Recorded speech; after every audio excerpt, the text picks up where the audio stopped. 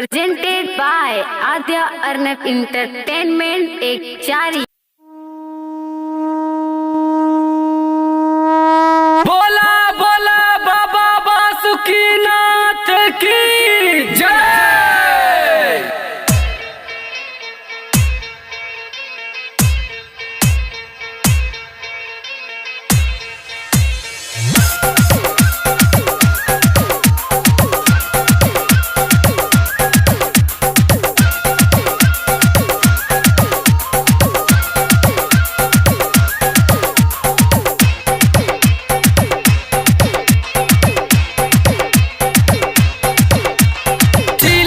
भर के यार दम मारो तीन चार जय शिव।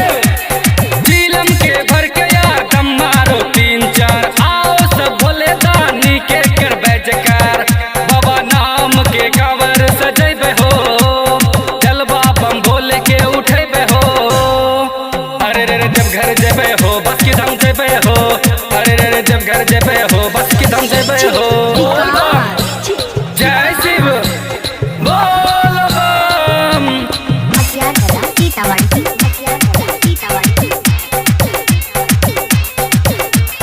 डीजे के संग पी के देखो भन। कांवरिया नाच घमासान। बाबा दर्शन के आस लगल जैते सबे बाबा धाम। झूमू झूमू बाबा नाम पे झूमू। झूमू झूमू बाबा कांवर को झूमू। डीजे के धुन में यार गूंजे बम का जयकार। बम बम बोल बम। डीजे के धुन में यार गूंजे बम का जयकार। ब्याह सवरी के गाना सुने में लगे दमदार। बाबा नाम के कांवर सजेबे हो। जलवा बम भोले के उठेबे हो। अरे रे जब घर जेबे हो बस की दम जेबे हो। अरे रे जब घर जेबे हो बस की दम जेबे हो। जय शिव बोल बम। आद्या अर्नब रिकॉर्डिंग स्टूडियो एक चारी। पाँव में छला चप्पल जला। कांवरिया भोला के पुकारे। पीछे कोई छूट न जाए सब छै एक दूसरा के सहारे।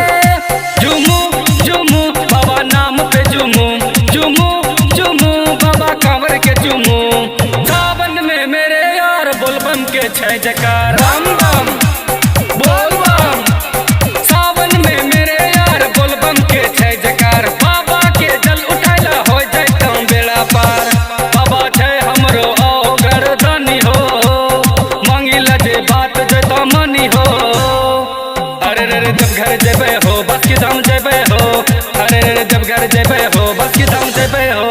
आद्या अर्नब रिकॉर्डिंग स्टूडियो